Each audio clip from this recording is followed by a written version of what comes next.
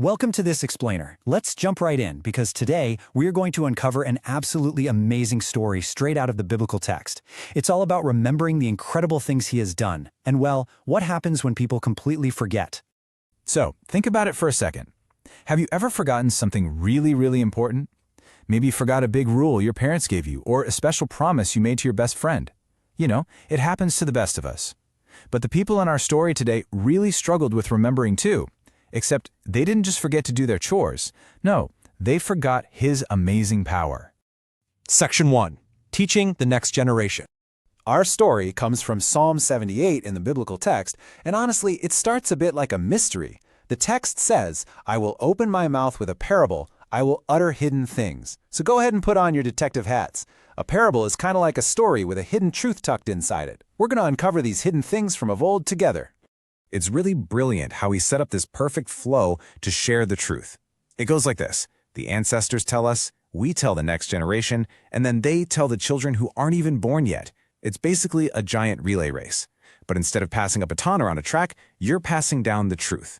This way, kids who haven't even been born yet will eventually know him.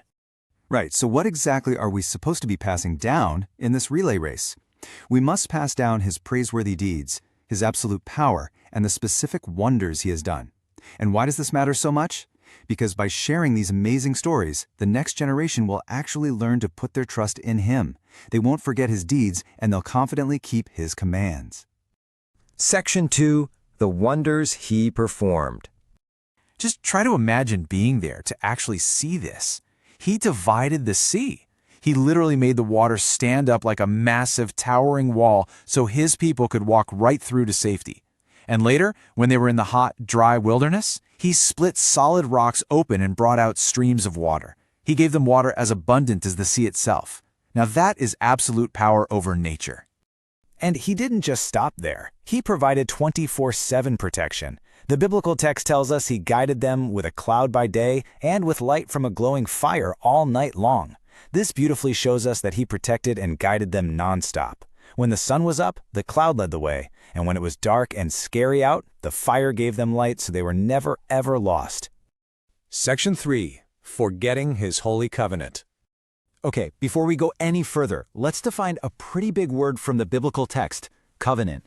A covenant is a very important promise, agreement, or rule made with him. It's serious business, guys.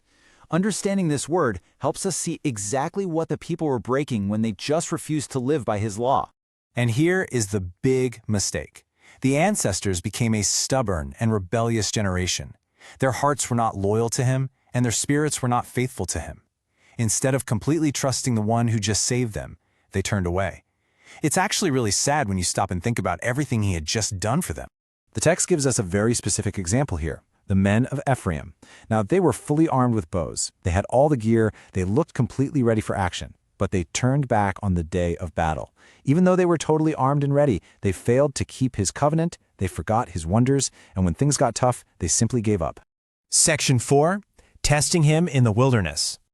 Get this. They actually said, "Can God really spread a table in the wilderness?" They spoke right against him.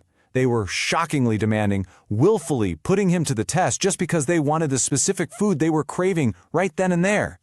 Now, what is really interesting, and honestly a bit frustrating, is the contradiction here. They literally admitted, true, he struck the rock and water gushed out. They saw that massive miracle with their very own eyes. But then they immediately doubted his provision, asking, well, can he also give us bread? Can he supply meat? They remembered the water, but stubbornly doubted if he could provide anything else. And well, that leads to the consequence. When he heard them complaining and doubting, he was furious. His fire broke out against Jacob, and his wrath rose against Israel. This shows us just how serious it is to forget his power and his promises. He had given them absolutely every reason to trust him, but they chose to rebel in the wilderness instead. So you see, we all have a choice. We definitely don't want to be like the generation that forgot. As we wrap up this explainer, I want you to ask yourself, what praiseworthy deeds about him will you choose to remember and share today? Think about his wonders, talk about them with your family, and let's be the generation that remembers.